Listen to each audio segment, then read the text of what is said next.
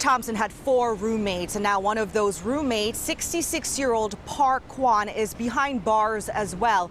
This was Kwan moments ago in court when federal judge Michelle Peterson rejected motions by the defense to release him while he awaits his trial. The judge instead is keeping him locked up, saying Kwan is a convicted felon who was not supposed to have firearms in the first place, and she is concerned for public safety. Kwan was arrested after FBI agents raided his home looking for evidence initially against Paige Thompson, the alleged Capital One hacker. But when they got there, they also discovered a collection of firearms.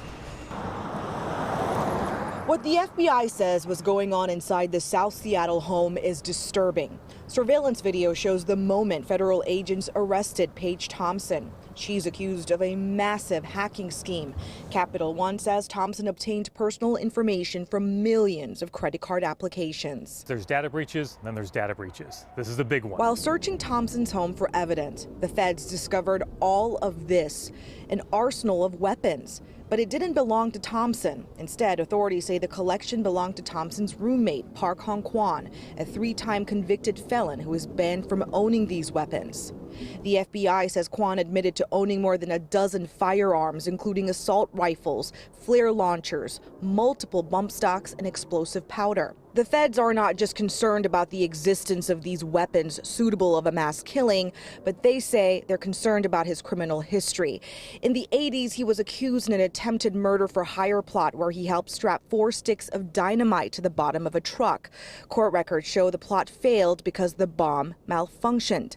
And on the day they arrested Kwan, they heard the 66-year-old quip about not getting the chance to mix the precursors for RDX.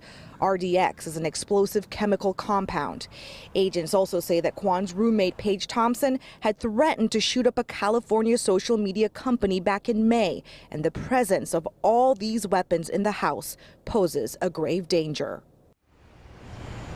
So one of Kwan's roommates today coming to his defense, he says that when Kwan quipped about the RDX, that he was actually joking, and that all of those firearms that you saw, that there was never any intent to hurt anyone with those weapons. Kwan's defense attorney also emphasizing that his last conviction was 28 years ago and that he's been a good member of society since. We also saw a number of family members show up to court today, and they vouched for him, some of them even using their home as collateral, telling the judge that he would show up to court. But again, the federal judge felt that he was a danger, so she kept him locked up behind bars. But coming up at 5 o'clock, we did interview the defense attorney, and we'll have more for you from him. Guys, back to you.